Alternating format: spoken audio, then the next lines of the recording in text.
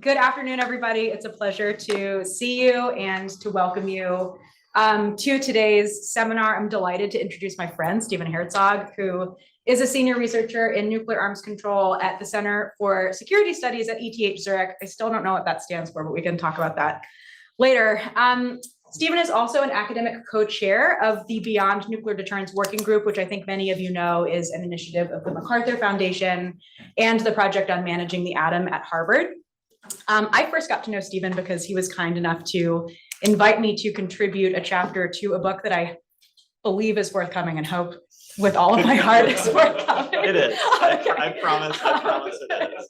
That looks at atomic backfires. So, policies or actions that were intended to do one thing, but then maybe had a counterproductive consequence or an unanticipated consequence. But we could have gotten to know each other much earlier because, as Carrie knows, I was just telling him, we actually grew up about 20 minutes away from each other in central Pennsylvania. So we share a rural PA connection, for better or worse. Yes. Stephen is incredibly widely published, as many of you know, and his work covers all kinds of different topics, ranging from nuclear deterrence to non-proliferation to arms control. But across his work, really, I think what he does is interrogating and rethinking some of these dominant narratives about arms control, and then also exploring how public opinions shift in response to nuclear weapons and related technologies. So I'm very excited to see which of those many topics Stephen engages with in his lecture, which, as you can see, is entitled Veto Players, Treaty Effectiveness, and Multilateral Nuclear Arms Control. So without further ado, Stephen, let me turn it over to you. Thank you. Thanks very much, Sarah. I will not be able to stand up to that. ETH essentially translates to Swiss Federal Institute of Technology once it's translated from German. And thanks everyone for having me here. Thanks Bill for inviting me. Thanks Sarah for moderating me, and everyone for coming today. I was supposed to be here in March 2020 to give a talk on another topic, US, South Korean, and Japanese public opinion on potential nuclear weapons use against North Korea. That paper is now published, but we do know what happened in March 2020. So I'm glad the world has changed and I can be here. A lot of wonderful colleagues that I've had have passed through Monterey and through CNS, and I'm happy to make my first visit here.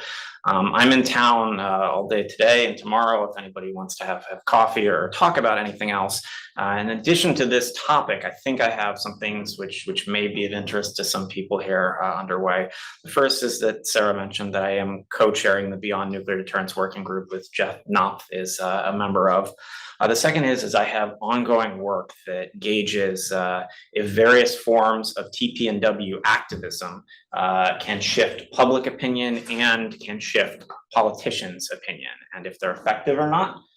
I have work thinking about how commercial satellite imagery and theorizing about it, how it will change nuclear verification for better or worse. And I have just collected data in 23 countries around the world on how Russian actions at Zaporizhia are affecting perceptions of the desirability of nuclear energy, again, both for better and worse, depending on your perspective on the issue. Today, we're going to talk about multilateral nuclear arms control. And if this changes, do I hit this? Yeah. We're going to start by talking about the book that Sarah just mentioned, which is going to be, fingers crossed, I think it will happen. This is the world of edited volumes, coming out with MIT Press next year in the Belfer Center series on international security, called Atomic Backfires When Nuclear Policies Fail. It is, given the title, it won't surprise you that this is funded by the Charles Koch Foundation. And it is generally the idea that there are some standard playbook of nuclear policies pursued in the world by great powers and other states, whether they relate to sanctions, threatening regime change, even arms control, escalation management, and the things in the standard toolkit that we don't interrogate and policymakers don't interrogate can actually backfire and make nuclear security situations worse. So it looks at some of the counterproductive consequences or unintended consequences. You can see it breaks down into 4 sections, and there's a list of the contributors, emerging scholars, a lot of good names there, including Sarah, who I think that you will recognize. I'm going to talk today in more detail about my chapter in that book, which is essentially when we try to design the perfect or ideal multilateral nuclear arms control treaty, how might we do that?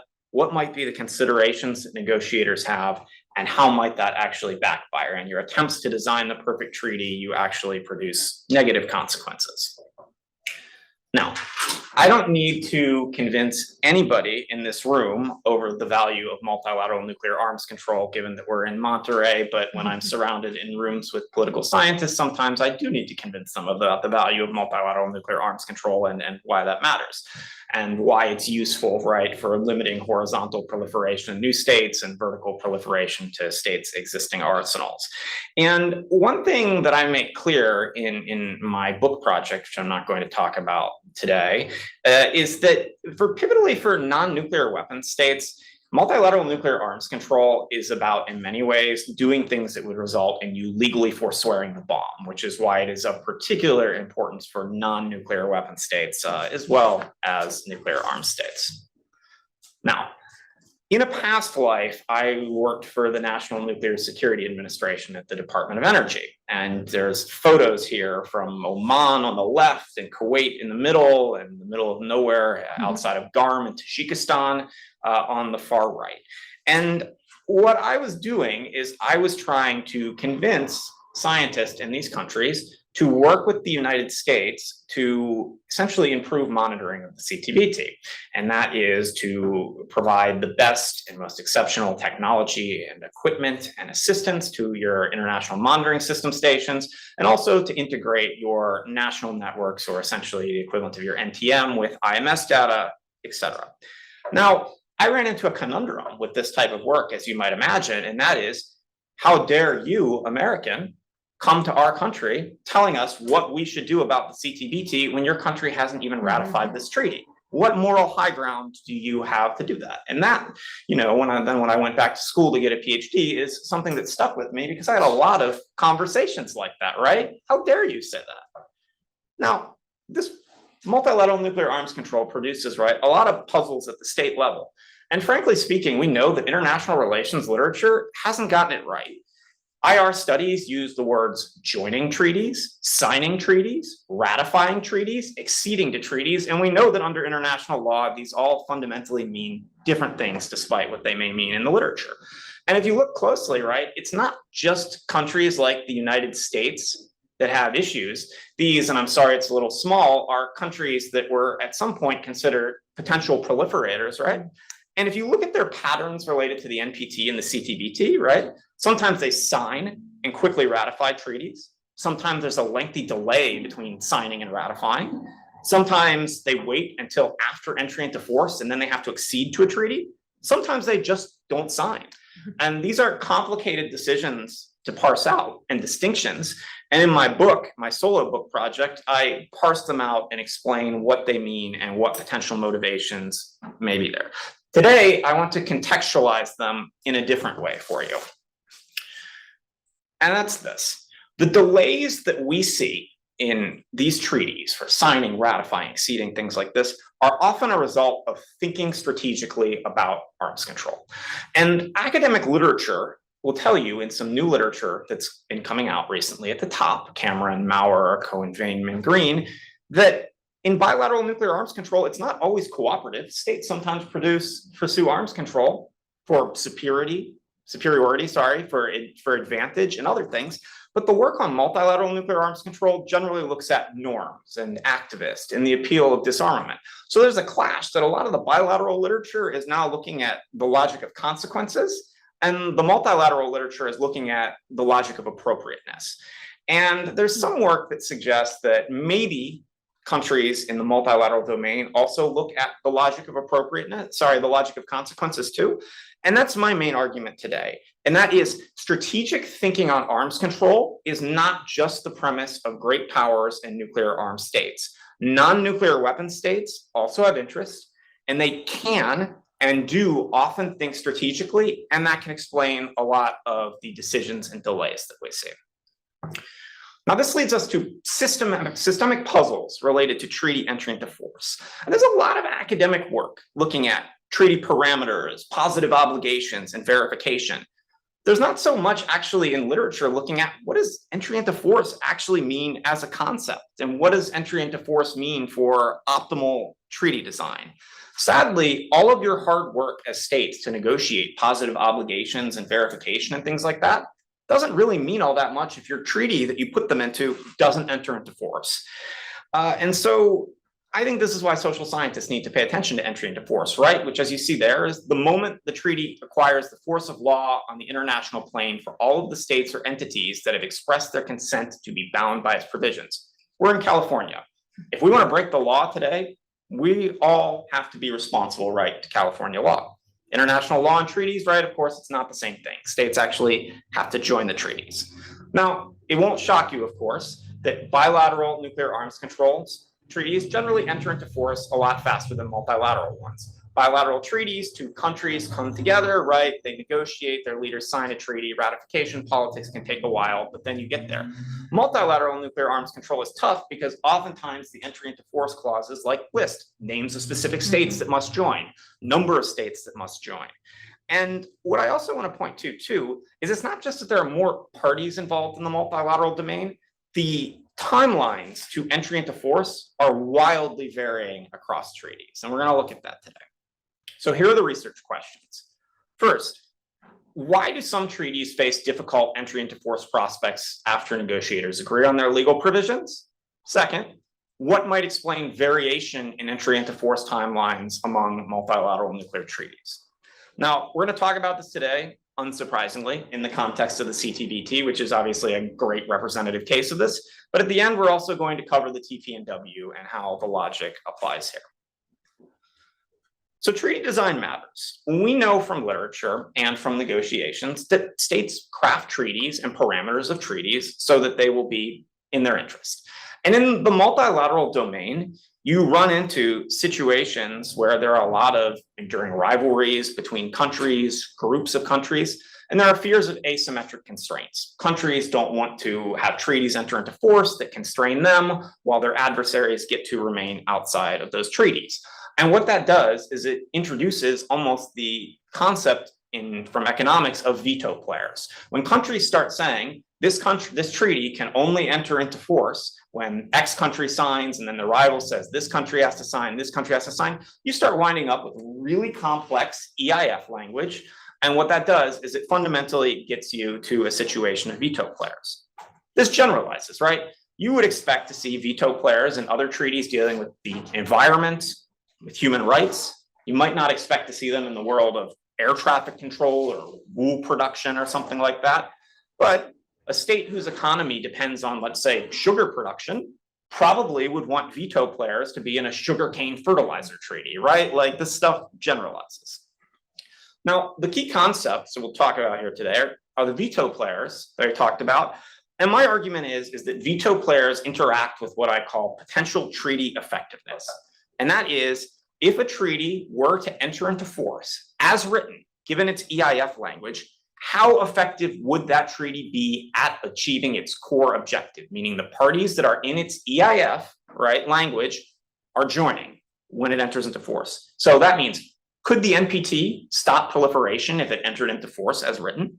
Could the CTBT stop nuclear test explosions? Could the TPNW lead to disarmament? Would nuclear weapons free zones denuclearize the region? Now, thinking about the language of treaties, we start in the bilateral domain, right? Here's the language from New Start, Article 14.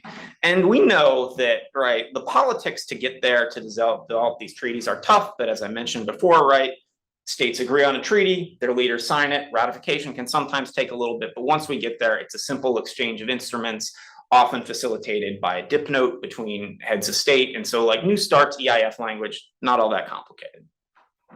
Compare it to the NPT, right, which we know well, of course, that requires the depository states, Britain, the Soviet Union, and the United States.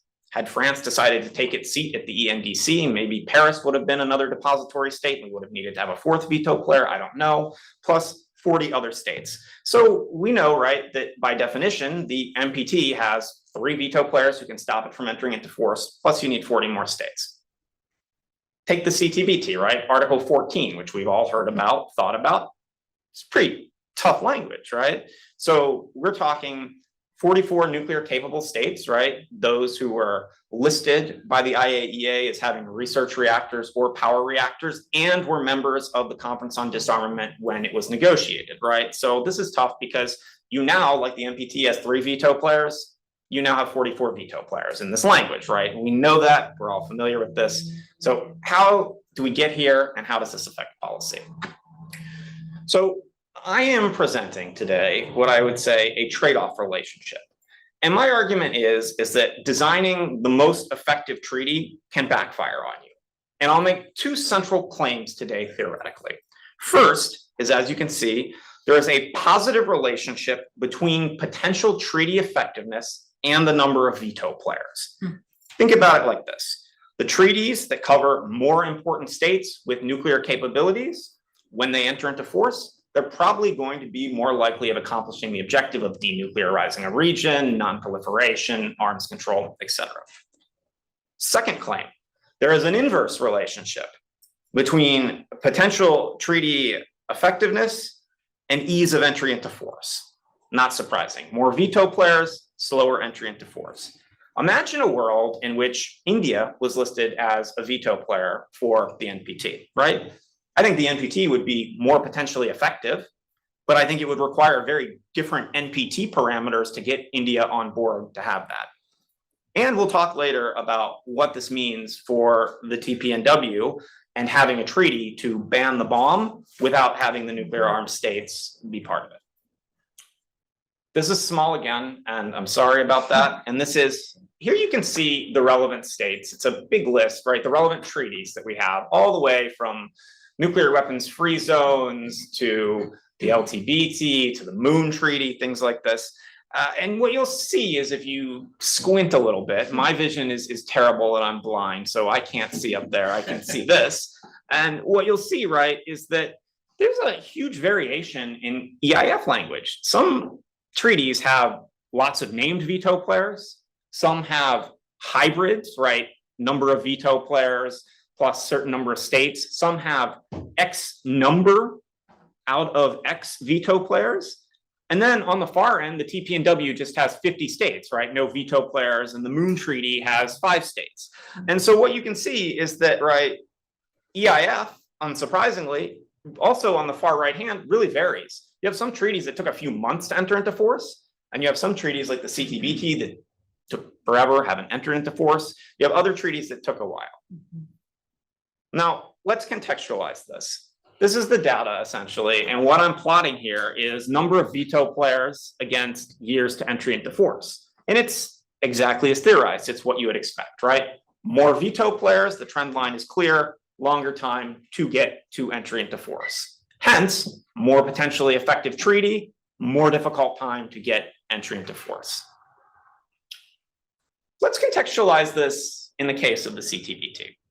And in recent years, I think we've had good reasons to believe that we might want to be worried about the CTBT.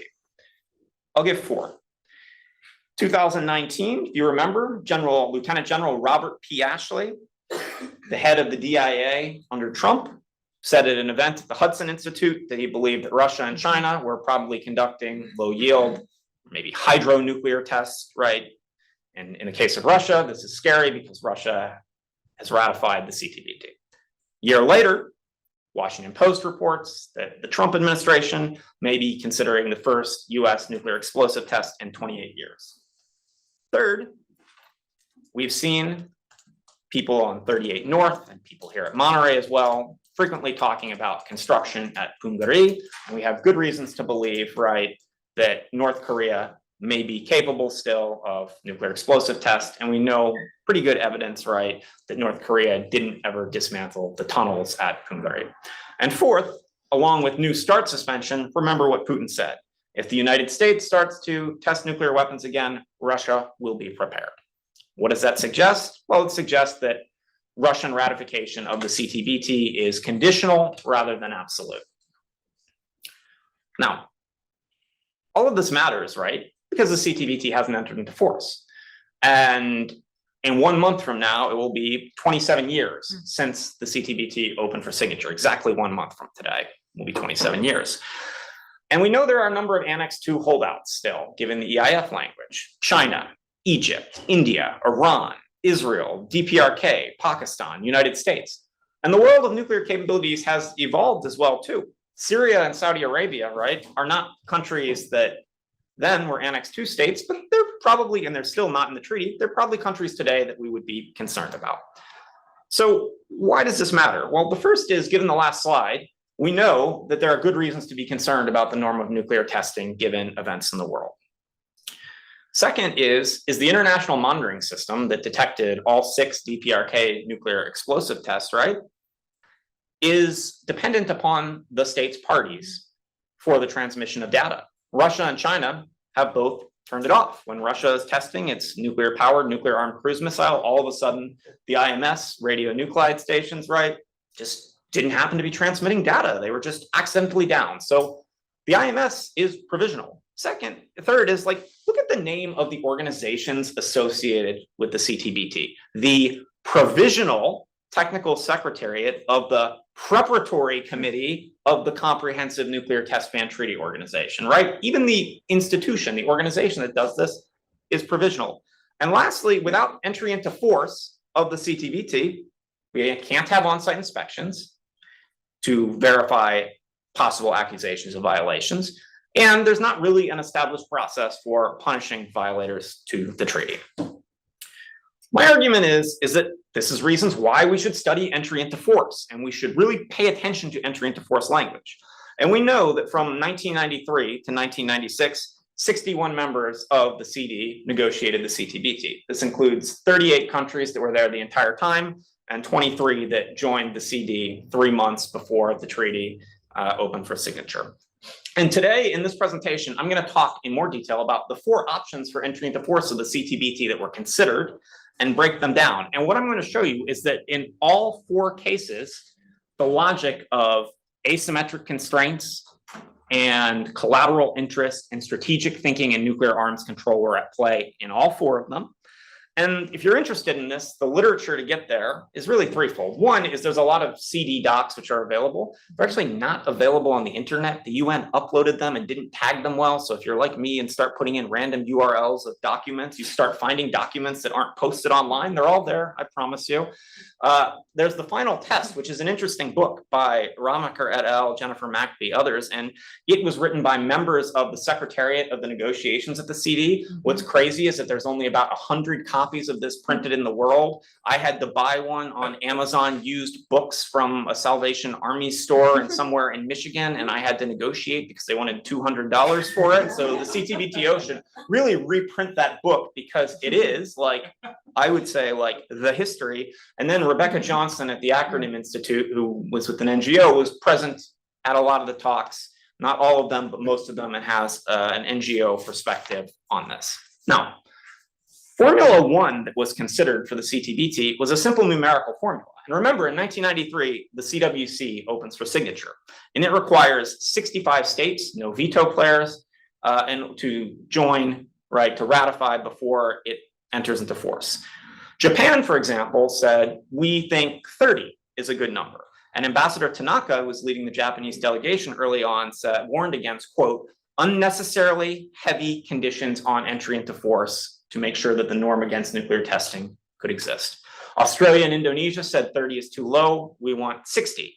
But this resulted in a situation for the nuclear arms states where one of them, 2, maybe 3, could join the treaty. Then the treaty would enter into force, and we would have certain nuclear arms states who could no longer carry out nuclear explosive tests to improve their weapons, and other states, nuclear arms states, well, they wouldn't be in the treaty, and they wouldn't be bound by it under international law, would be their argument.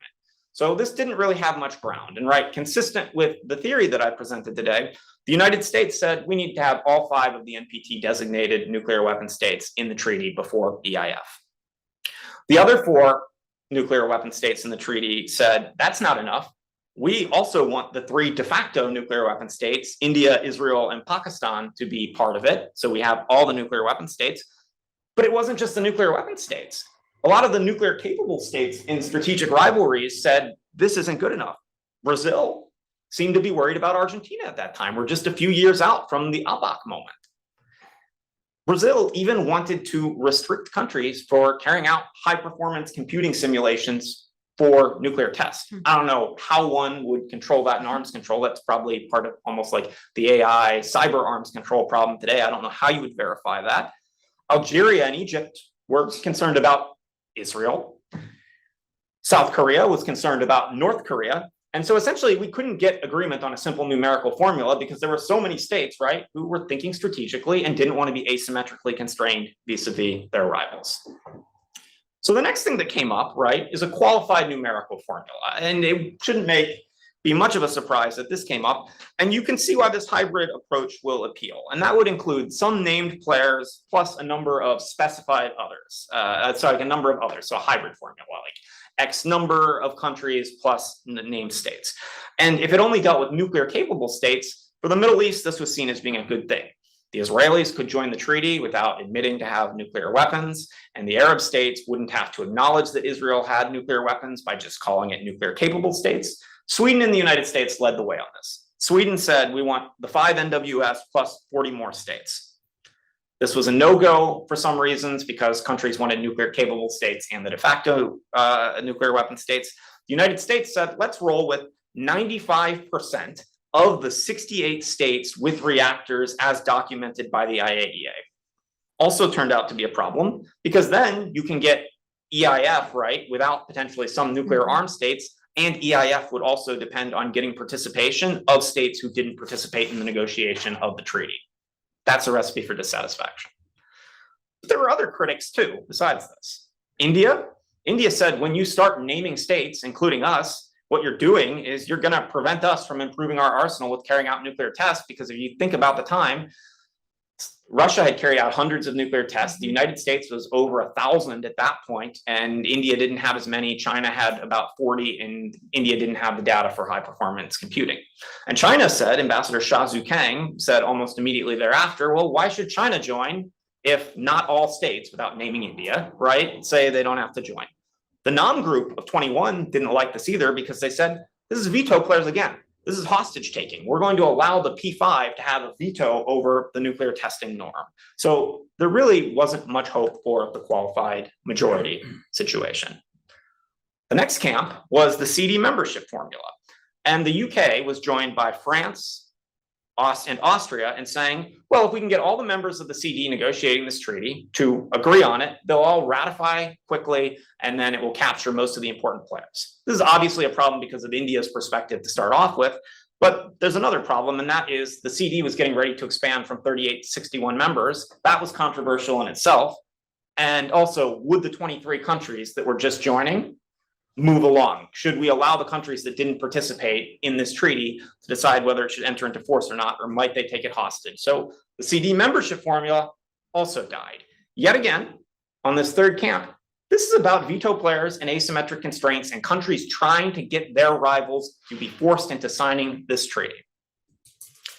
Lastly is the facility-based treaty, entry into force clause. And there were two options for this.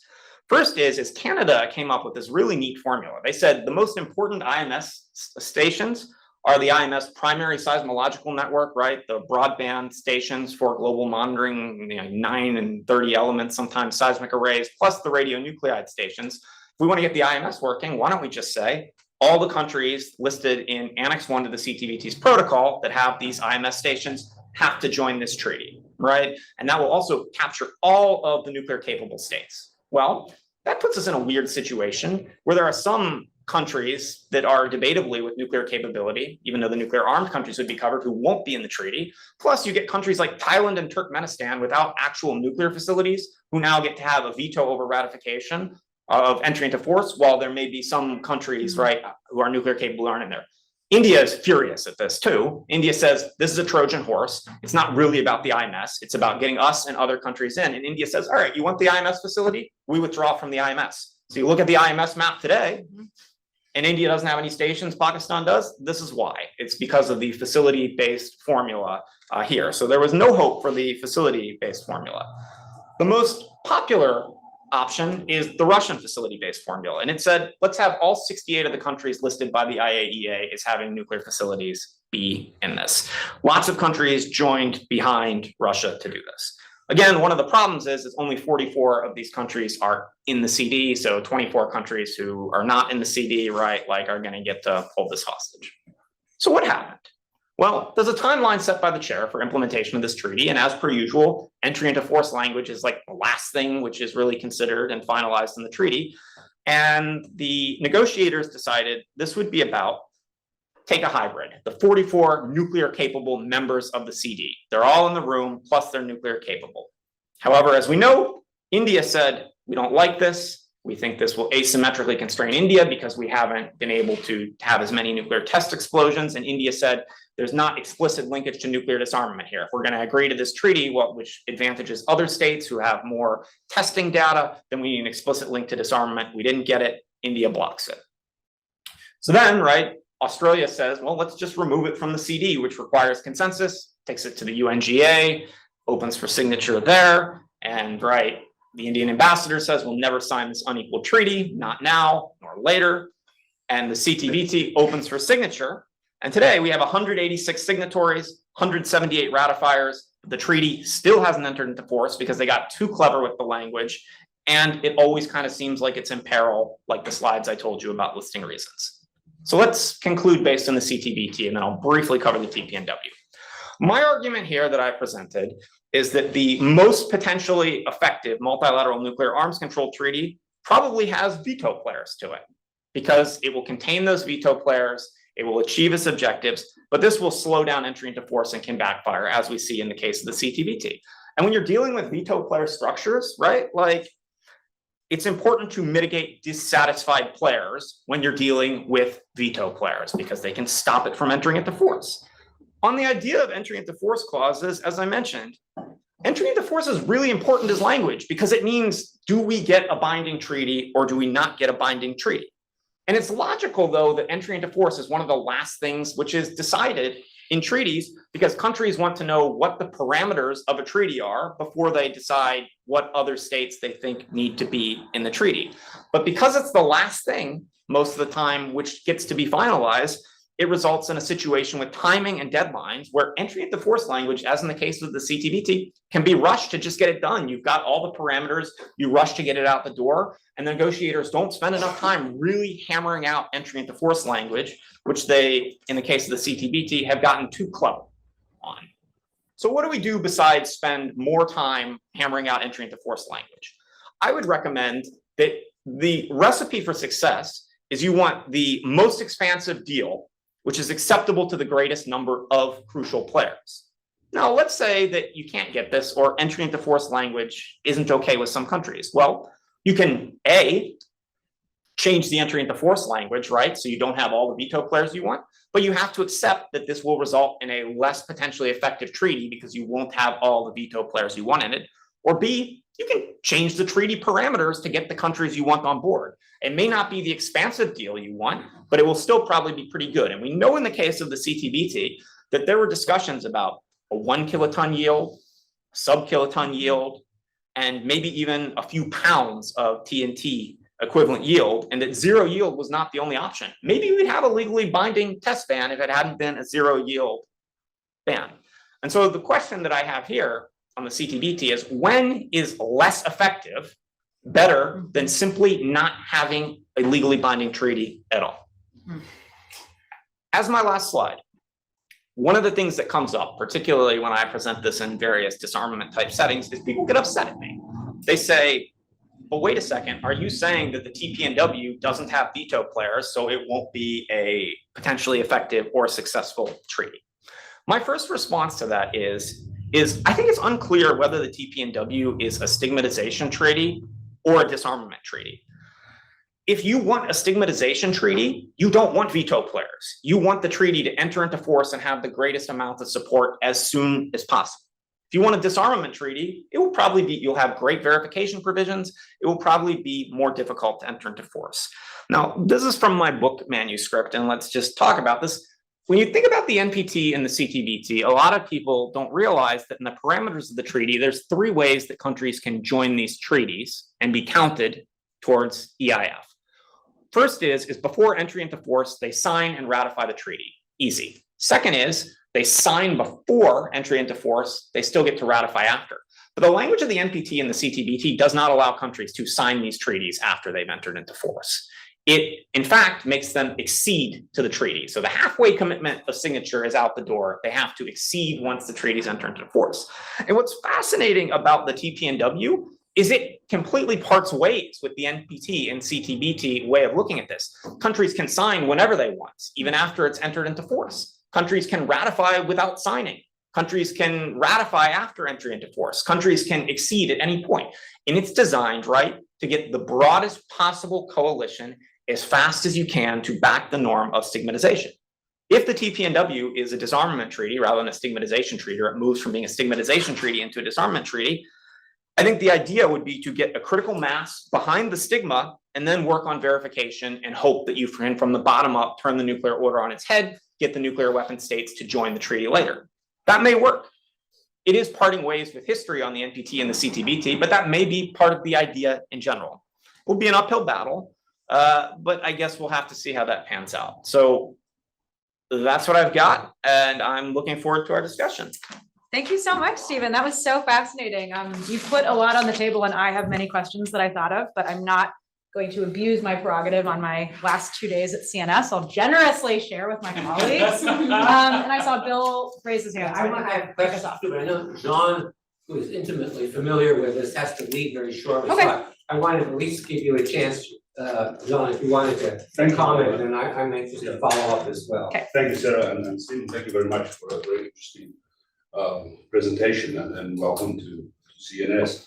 I mean, I'm fortunate to have one of that 100 books in my office signed by Jaap Rama, and I've had many long discussions with Jaap about, which by the way, he's 80, late 80s now, still very sharp, about the formula, and he vehemently defended it as the only option. And while I argued, and this was my job at the CTBTO was to promote the entry into force of the treaty with this veto hanging over it, there was actually no other option, if you really think about it. And this was not just because of the numbers game.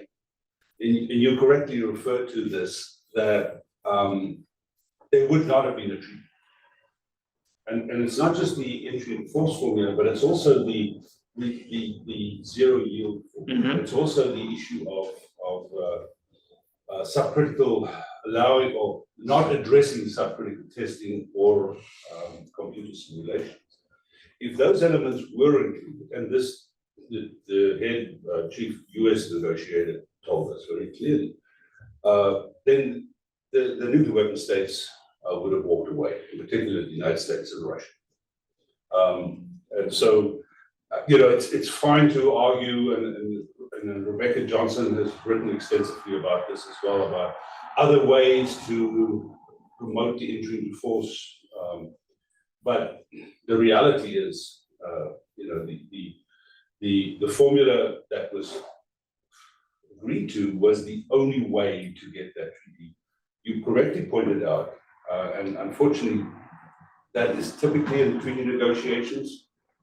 In my view, and you may want to think about it and how you promote this in future treaty negotiations, the entry into force part should be addressed right at the beginning. Because it's always at the end. It's always this one of these kind of things. Well, this the mechanism for withdrawal, the entry into force is always at the end. So you know, the fact that it was a zero-sum game right at the last minute allowed India a veto. And India said, if you include us on that list of 44, we're not going to sign it. There were obviously other reasons as well. Another comment that I have, that you referred correctly to, you know, entry into force is in terms of international law, the only way for a treaty to become fully effective. Yes, but I would also like to have your comment on the role of norms. And I think both the TPNW and the CTBT represent this very well. Yes, the TPNW does not include any countries with nuclear weapons or any countries that enjoy the perceived security that nuclear weapons bring. Yet the TPNW is developing a norm against nuclear weapons. The CTBT has definitely established a norm against nuclear testing. Whether it ever enters into force, that norm is there. So I'd like to hear your views on how that fits into your thinking. Thank you. Yeah, no, thanks very much, Sean. Those are great questions. And, you may find my answers on some of these things to be dissatisfying. You may agree to disagree, and that's how it goes. So I think I like the idea structurally to start off with of thinking about negotiating entry into force up front. And I think in that case, maybe that would solve a lot of issues because you would know immediately who is going to be involved in a treaty, and that means you need to get consensus between them.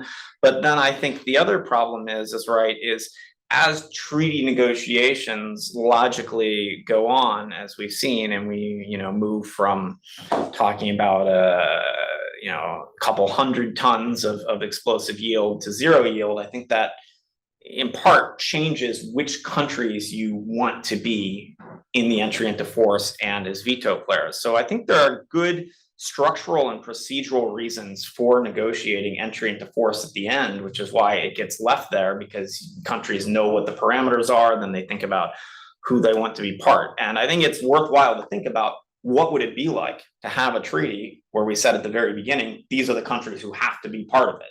Because then you're stuck dealing with those countries. And I think that is a different environment. That is not how international negotiations work almost ever, but that may be different because that would change things.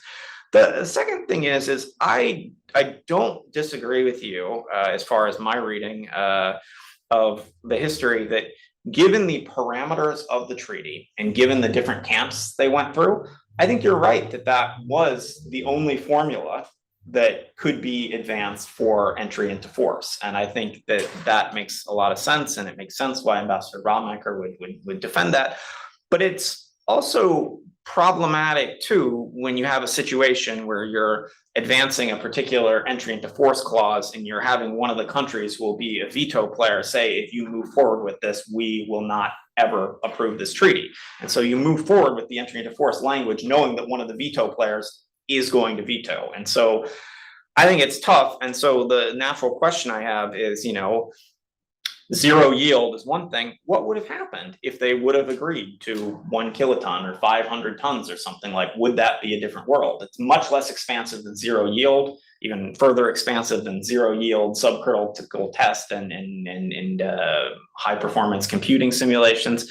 I'm not really sure, but I do agree with you that I think given the parameters of zero yield, that's what you get. And so it's an interesting question. Do you put it up front? Do you change the treaty parameters? On the role of norms.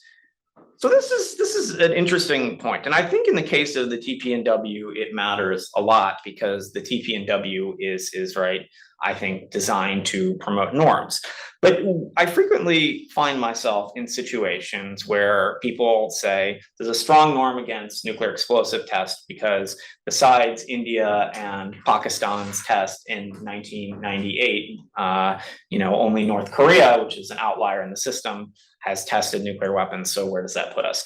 And my fear about consistently talking about the norms of the CTBT and the robustness of the IMS is that it leaves out the point that the treaty hasn't entered into force. And there have been, for example, like members of the Bush administration who have said countries aren't testing nuclear weapons and we have the IMS, so it's okay if the treaty doesn't enter into force. And I find that to be a little problematic because as you well know, right, it's just, not only are there the problems with, the provisionality of the CTBTO and the IMS inputs, but I think there are problems as far as verification and OSI and developing, a good kind of system to evaluate OSI results in the executive council and being able to point to a precedent under international law to punish countries. So I agree with you that I think the CTBT has absolutely promoted the role of norms, and it does so, ironically enough, it contributes to monitoring and a nuclear test explosion-free world without ever having entered into force, which is shockingly interesting and important.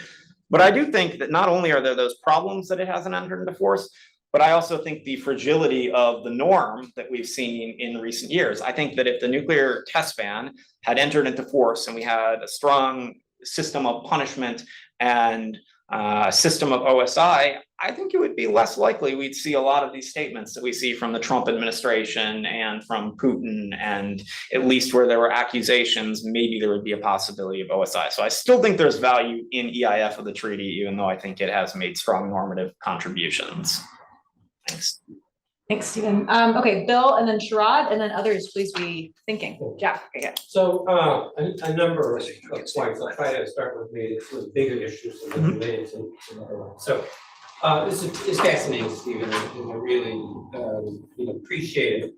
I found myself, trying to relate some of your principles, to at least, one treaty that I was intimately involved in, which was the negotiation of the Central Asian Nuclear Weapons Treaty. So, and where I see a disconnect, and I want to be very careful not to generalize based upon, my limited experience and to a lesser extent being involved peripherally, at least with the TPNW negotiations, is a kind of at least an implicit suggestion that this is a very rational, calculating process driven by considerations of national security, disarmament principles, and the like.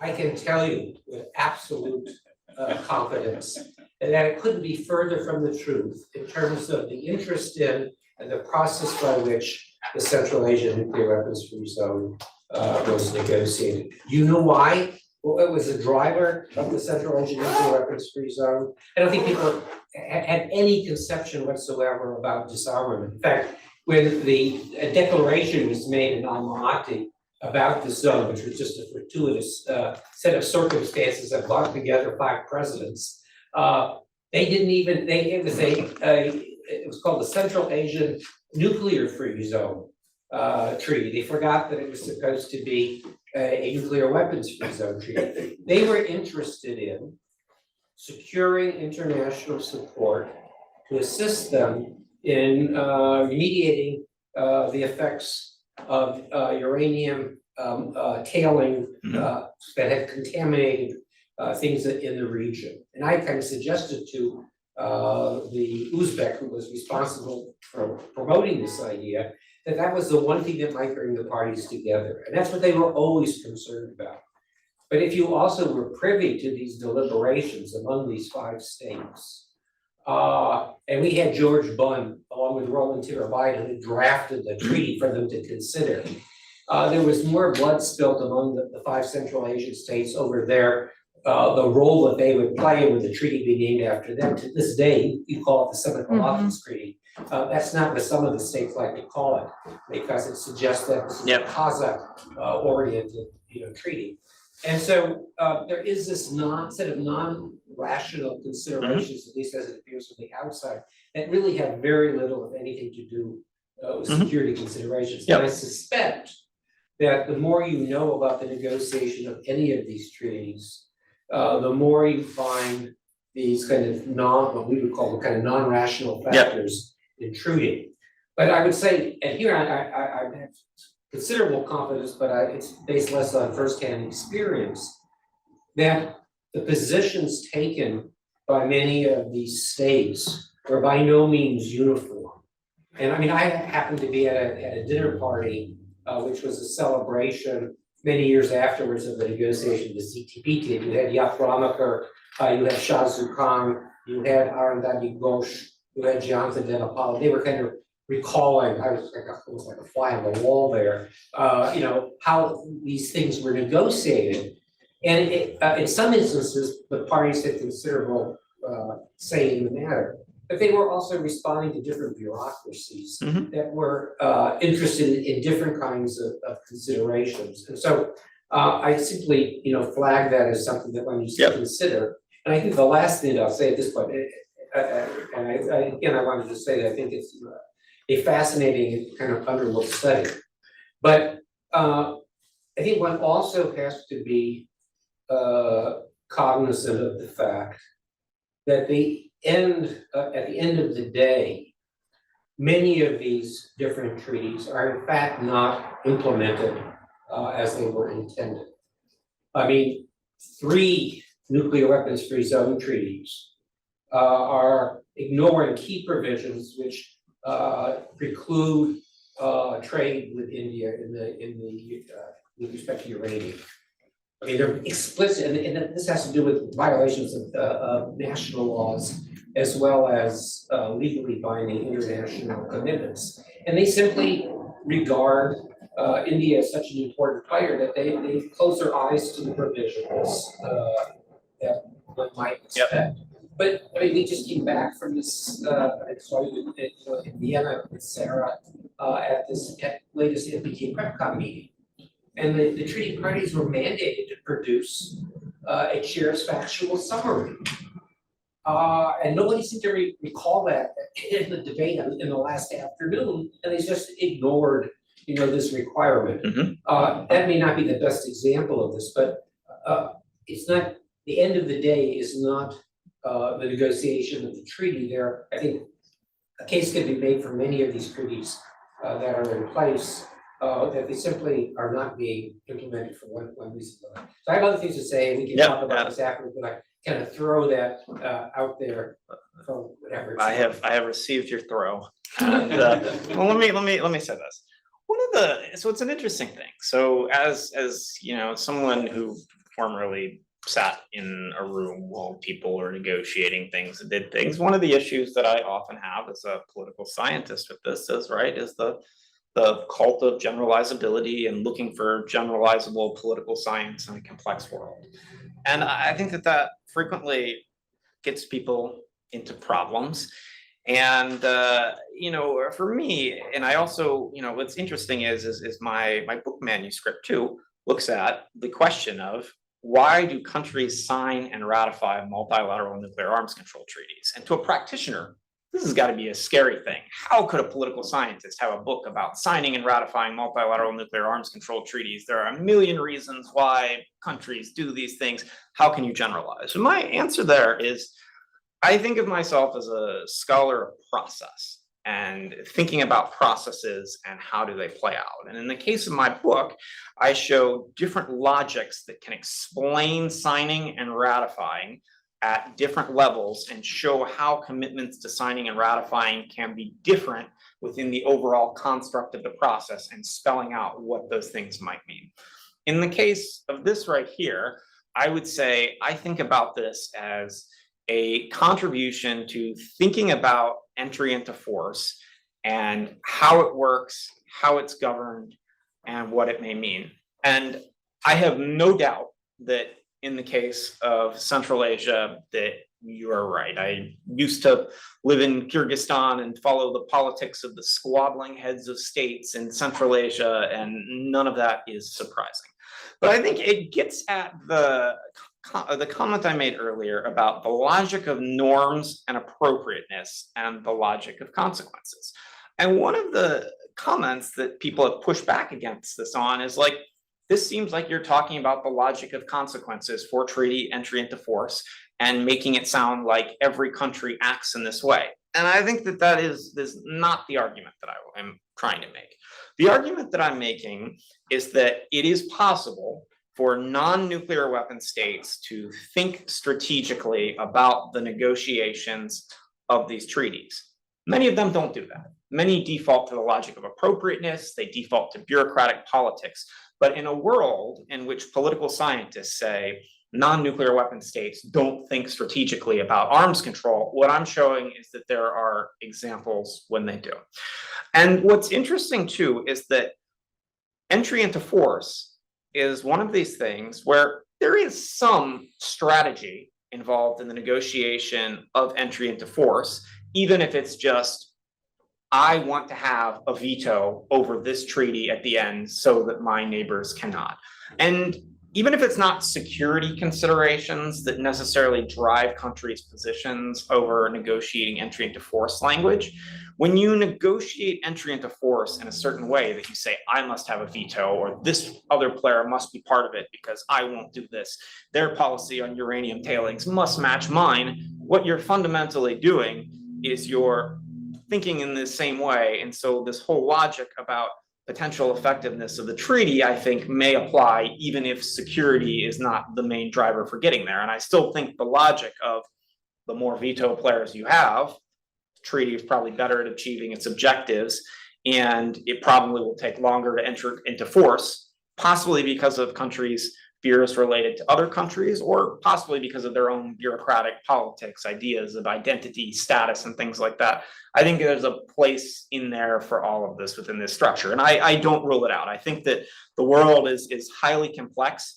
And I think that, you know, the approach of variable A must cause variable B, and that's how we will explain the world, and I will defend my theory at all costs against you, sir, is not how I do business. So That's good. Thanks for your question, Bill. I'm gonna go to Sharad and Jeff, but Lauren, can I check? I don't see people online asking questions, but, I don't have anyone Okay. yet, with their hand raised. okay, perfect. We'll just, give them a chance to think then, but Sharad, please. Stephen, thank you so much for this presentation. My name is Sharad Joshi and I teach in the Nonproliferation and Terrorism Studies program here. Just a quick sort of slightly ignorant question. You're talking about the entry into force clause across different treaties, especially the CTBT. Now, I'm just wondering, is it possible, especially with the benefit of hindsight, 27 years, is it possible for these conditions to be modified? Because from what I'm getting, is that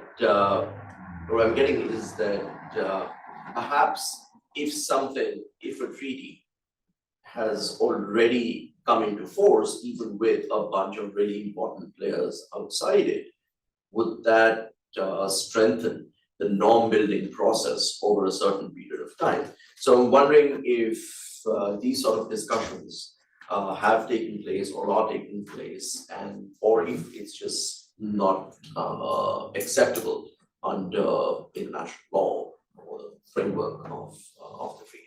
Thank you. So thanks very much, Rod, and nice to meet you. I think that your intuition is generally right. In the case of the CTBT, Article 14 on entry into force, they have these Article 14 conferences that, in addition to recommending the failed IMS facility-based approach to entry into force that led India to pull out of the IMS, Canada proposed essentially what became the Article 14 conferences. And there's a lot of international legal scholarship talking about things like provisional entry into force and things like this. And I think that that's tough. We've talked about it for years. I don't see very many pathways for doing this. And then there's, of course, people always like to talk about the Vienna Convention on the law of international treaties and what that means. But of course, you know, it's fascinating. The Vienna Convention says that countries that sign the treaty agree to be bound by its obligations. So what do you do when the United States has signed but not ratified the Vienna Convention, right? Like that in itself is like, what does that mean? And I agree with you, though, that the idea of a treaty that has entered into force and contains a lot of important players, I think would strengthen norms. And in fact, I think that if you were to go back, let's say you had a CTBT that required, 60 countries or something, as Australia and Indonesia proposed, or 30 countries as Japan did. And let's say you got one or two of the nuclear armed states in there. My argument is at entry into force, it would be a, quote, potentially less effective treaty because you don't have all the nuclear armed states in there. But I do think that the nuclear armed states would be significantly incentivized to do a campaign to strengthen the norm so they could get the other countries in there so they wouldn't be asymmetrically constrained, which is fascinating because now we're talking about the logic of consequences driving the logic of appropriateness and collateral consequences underlying norms. But I think you're spot on. And I think that one of the other problems that you kind of get out here too is it's really difficult to modify the language of a treaty which hasn't entered into force. And the most ironic thing is talking about how can we modify the entry into force language of a treaty that hasn't entered into force, right? Like, that's really fascinating. One of the other things about the CTBT that kind of drives people nuts is the CTBT talks specifically about what technologies can be used in the international monitoring system. And it says future technologies like satellite imagery, for example, could be incorporated. But you can't really change the monitoring technologies which can be involved until the treaty has entered into force. So you wind up with a situation where the treaty can't keep up with the technology of the day because it can't be amended. And another thing is people frequently complain about, they say, well, if people are afraid of Iran or North Korea, well, they should increase the size of the international monitoring system. No, you can't change the size of the IMS before entering into force. And there's another provision which is fascinating too, called a cooperating national facility, and a CNF. And what it is that countries can create an IMS station of any type, radionuclide, seismic, hydroacoustic, and they can say, I want this to be certified by the CTBTO. We'll send data to the International Data Center in Vienna, so it's authenticated data, it's all these great things. We can essentially de facto expand the size of the IMS. However, CNFs are at this point only provisional, and they cannot be incorporated into the IMS until the treaty enters into force. So, I mean, I think you're right, and I think it's interesting to explore the idea of, is there a benefit of potentially less effective treaties that have key players but don't enter into force? But then the question is if the other countries refuse to eventually join the treaty, how long till countries start withdrawing from the treaty in the asymmetric constraints? And would that backfire on the norm itself? Really complex, but yeah. Thank you, Stephen. Jeff, please. Great, thank you, Sarah. Thank you, Stephen, for, if you don't know, he traveled all the way from Zurich yesterday to be here to talk to us today. So I'm stunned that you are as coherent as you are after that much travel and time zone change, but that was a fascinating talk. And a great example of what I like to think of as this sort of puzzle hiding in plain sight. Like I think it was really convincing that we haven't paid attention to EIF provisions and that they are both important and very interesting and puzzling ways. So this is a great research agenda, and I'm completely persuaded by your framing of the problem. I've got two questions, right? And one is I guess like, have I been misinformed question? So I have always kind of understood what I take to be a conventional folk wisdom, that the EIF provision was a very cynical attempt to constrain India and Pakistan. You know, they weren't in the NPT, they hadn't become self-declared nuclear weapon states yet, right? This was the last ditch effort to just twist their arms really hard to do something to foreclose the nuclear option for them. So it wasn't like, oh, India complained and they went ahead anyhow because they were stupid, but this was designed from day one just to put India in a box, and it was a miscalculation. And your story was very, very different from that. So I guess my first question is, am I totally misinformed, or was that also part of the story? Second question is about the difference between politically binding and legally binding. Yep. So you're telling a very good story of trade-offs, right? And you can have a treaty that's more effective if you design it in certain ways that make it longer and harder to enter into force. But when it does become legally binding, then it's really good. And one potential trade-off is to weaken the treaty in certain ways in order to get to legally binding. Yep. But I'm wondering, you know, how does that compare with having a stronger treaty that falls short of entering into force, but is sort of politically binding? Just how do you evaluate those trade-offs in your mind? Okay. Thanks very much, Jeff. I appreciate it. And, you know, caffeine is your friend. When yesterday was a 23-hour travel day, so it was a fun one. I But took it for caffeine this morning, so maybe. You helped, Jeff? yeah, as far as the ideas of puzzles in plain sight, I would say that there are probably some people who work on negotiating treaties who I could summarize this research to in 60 seconds, and they would say, okay, cool, political scientist, I already know this, like, why are you doing it? And I think that what's important about these types of things is just because we think we know something and it's folk wisdom doesn't mean we don't need to dig through the sources and validate and test theories. And also, as far as having students, for example, we can tell students these types of things, but I think it's better to have kind of explanatory logic and go through and show them and provide lessons.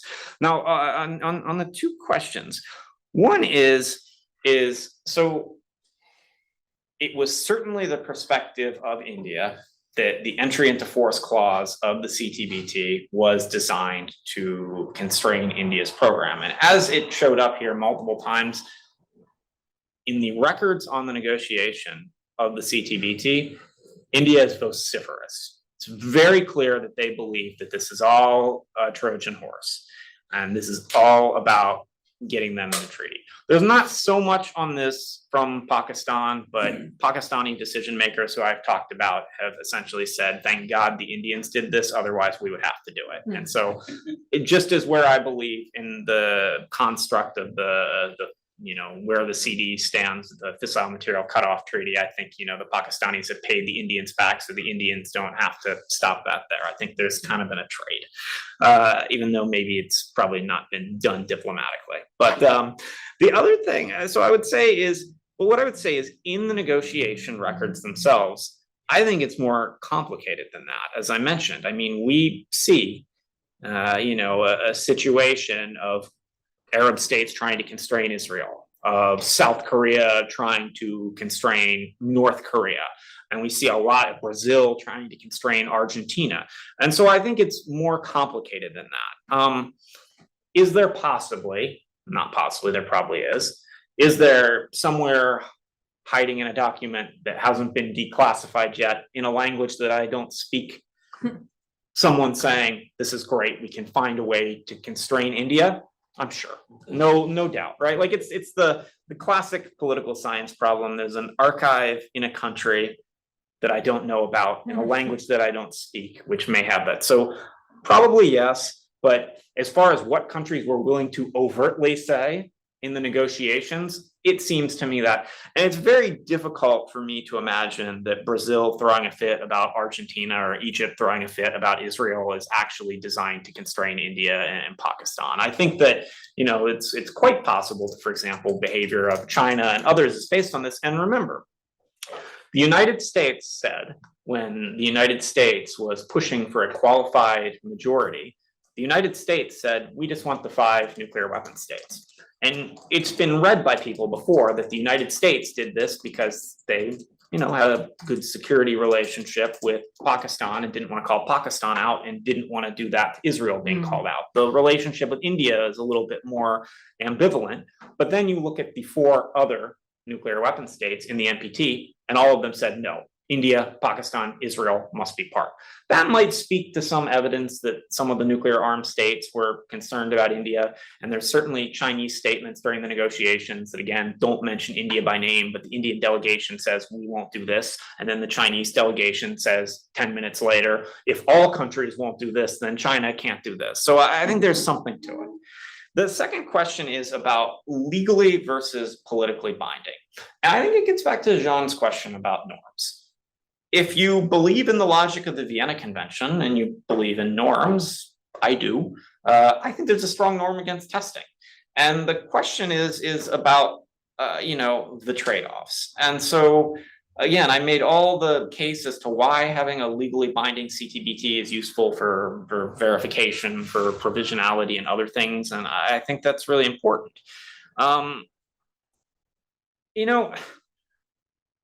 The question of politically binding is tough, though. And that is depending on how you're interpreting international law. My view is, as I said, is that international law relates to the parties that have joined treaties. It doesn't apply to the entire world of countries haven't agreed. I think there are some scholars that would contest that interpretation. And they would say, there are some scholars who will say nuclear weapons are illegal because of the TPNW. That is an interpretation of international law. I think that a lot of people don't agree with that interpretation. So then that begs the question, is the TPNW politically binding for the nuclear weapon states, or what threshold would it be? What is fascinating in the case of the CTBT is that besides North Korea, that there are countries that are not in the CTBT who seem to appear to be abiding by its norms. India, Pakistan. Although, I've had discussions with Pakistani generals who have told me before that we are not planning to test nuclear weapons anytime soon, but if India tests nuclear weapons, we have at least 5 new designs that we would love to try. So I don't know if it's the norm constraining things or just the fact that India hasn't done it. So I think politically binding versus is legally binding is just a really tough distinction, and I don't have anything to say besides equivocate that I think that the CTBT would be better if it had legally entered into force.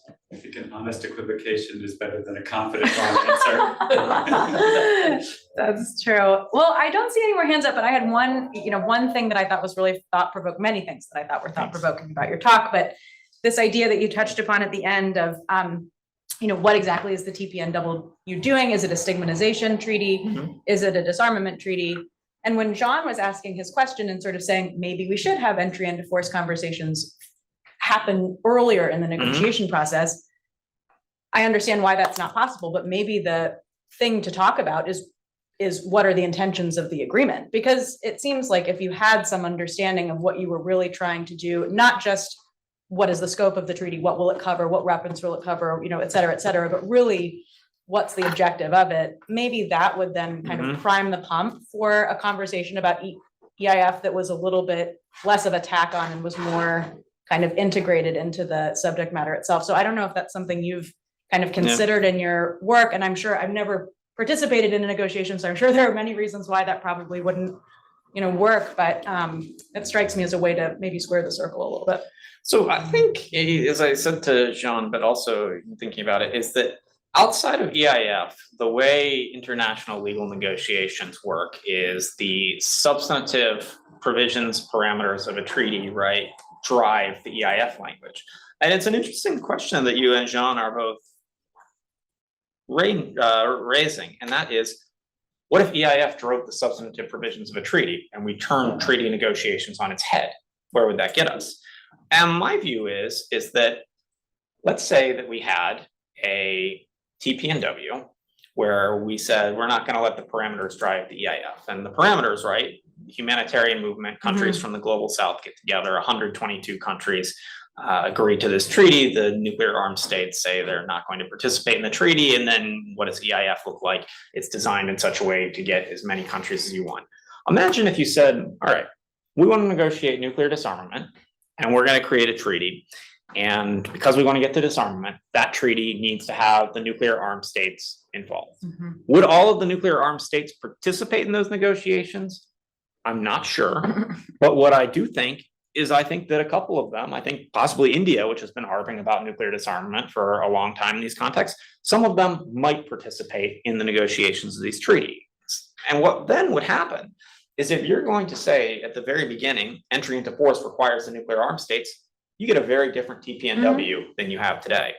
I think, right, like the TPNW, they're now working on verification with a working group. And I think that, it's good that South Africa is leading the verification work, given that South Africa is the only country in there with substantial experience with building out a nuclear arsenal and then dismantling it. Yeah, of course. But I think that the TPNW that had an EIF clause specified in advance that the nuclear armed states had to be part, possibly from 2017 to now, we still might be negotiating it to start with, but it would probably have extremely strong-ish verification provisions, which would be different than what we have now. So this is an interesting question to start with, because if you buy my argument that EIF at least relates to potential treaty effectiveness and the number of countries that you require to have in a treaty, make it successful. And if you want to avoid asymmetric constraints and countries withdrawing, then you have to do it. And you can lay out in advance. We want nuclear disarmament. We want all these states to agree in advance. And I think it would be really interesting. I think it would lead to different parameters. It would lead to more protracted negotiations, possibly never get to treaties to start with. But I think it is interesting. It's just not the way international diplomacy has been done. But Bill may disagree. No, I just, something on that point and another point as well. So I think it's really intriguing if you look at the, the path toward the negotiation of the TPNW. You find these 3 international conferences on the humanitarian impact of nuclear weapons, where there's a concerted effort to try to bring nuclear weapons possessors into the deliberation. And during those meetings, there was no expectation that, on the part of many countries at least, that the outcome would be a TPNW as opposed to a convention. Yep. A number of countries, such as Costa Rica and Malaysia in particular, were promoting. But I recall vividly at the open-ended working group that was held in Geneva, which was designed to make a recommendation to the General Assembly about how to proceed here, that the Mexican ambassador observed that at this particular meeting, we have no nuclear weapons possessors present, and therefore, the only path forward really is one which focuses on a treaty on the prohibition of nuclear weapons. If they don't want to participate, so be it. So in a sense, they were anticipating the the entry into force kind of issue. But the other thing is, I wonder perhaps if your argument could be somewhat more nuanced if you looked at different categories of treaties. And so what I'm thinking about are all of the different nuclear weapons free zone treaties. Mm-hmm. And there you have, the core states in the region, and then you have the countries that are supposed to sign protocols, which are the nuclear weapons states. And then you also have, and this is what is particularly interesting to me, it's kind of another dimension here, is the big debate about signing statements, reservations, interpretive statements.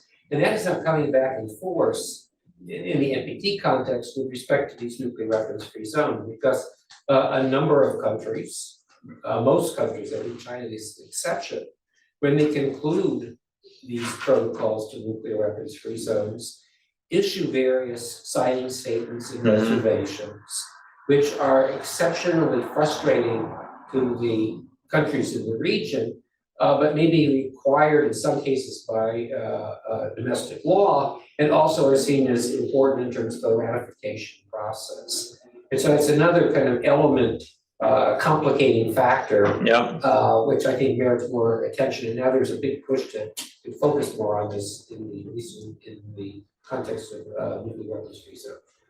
So I agree with you. I think it would be useful to break those down into categories, to look at that and to consider statements of reservations. One of the comments that I would make immediately in response is that I think that when people who were involved in the humanitarian impacts movement and the conferences switched from saying a nuclear weapons convention to the TPNW, I think that one of the things they fundamentally did there is they made the choice, at least temporarily, to move for a stigmatization treaty instead of a verifiable disarmament treaty. And what's fascinating about the TPNW is that with the activities they're taking now, they seem to be interested in transforming it from a stigmatization treaty into a disarmament treaty in the long run. And I think that this is really interesting to see if it will work. And I think the idea of, having a stigmatization treaty, creating stigmatization, and then potentially getting more countries involved, I guess that remains to be seen. One of the things that I frequently deal with colleagues who were very squarely in the deterrence camp, who have heard of the TPNW a few times, will say things like, have any countries gotten rid of nuclear weapons since January 2021? Nope. If not, it proves that the TPNW isn't working. And while that is an interesting idea, I think that it is not a fair assessment or burden to hold to a stigmatization treaty over time. And I think the long histories to get to the landmine ban and the cluster munitions ban, say otherwise. So we'll have to see how it plays out. But, again, that as I'm making the point here, that traditionally in multilateral nuclear negotiations, we have seen things that approximate this veto player construction. And sometimes that's made for really good treaties, particularly nuclear weapons free zones. In the case of the CTBT, I think it's a lesson about getting overzealous about entry into force and not putting enough effort into thinking about that. But the TPNW is different, and I think in part to avoid some of the pitfalls of the CTBT as far as entry into force, and where that puts us as far as accomplishing a disarmament objective, I'm not sure. Stephen, thank you. That seems like a great note to end on. Thank you so much for such a fascinating talk. Thanks to my colleagues for great questions, and please join me in applauding Stephen.